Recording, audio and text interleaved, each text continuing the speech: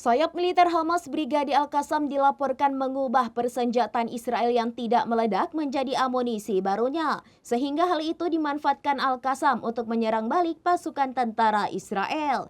Hingga kini, sayap militer Hamas tersebut masih menghadapi serangan Israel yang tidak kunjung usai.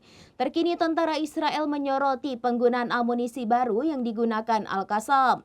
Israel membenarkan sebagian bahan peledak yang digunakan oleh Brigade Al-Qassam dibuat dari amunisi Israel yang tidak meledak.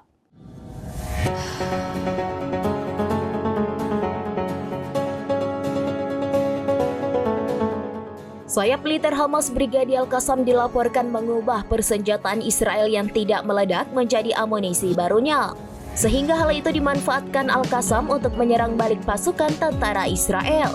Hingga kini, sayap militer Hamas tersebut masih menghadapi serangan Israel yang tak kunjung usai. Terkini, tentara Israel menyoroti penggunaan amunisi baru yang digunakan oleh Al-Qassam.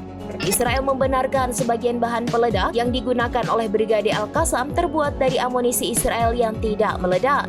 Dicontohkannya dalam penyergapan yang belakangan ini terjadi saat pejuang Al-Qassam membuat jebakan di rumah dengan Repurposed Guided Bomb Unit atau GBU. Menurut Israel, Repurposed GBU ini awalnya ditembakkan oleh IDF. Selain itu, operasi Qassam lainnya telah menggunakan peluru artileri Israel yang dipasang pada roket buatan sendiri.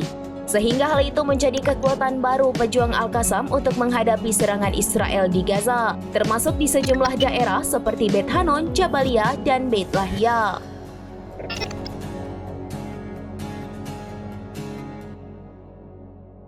Demikian informasi terkini Syedaralun. Saksikan terus informasi lainnya. Jangan lupa like dan share seluruh akun serambinews.com.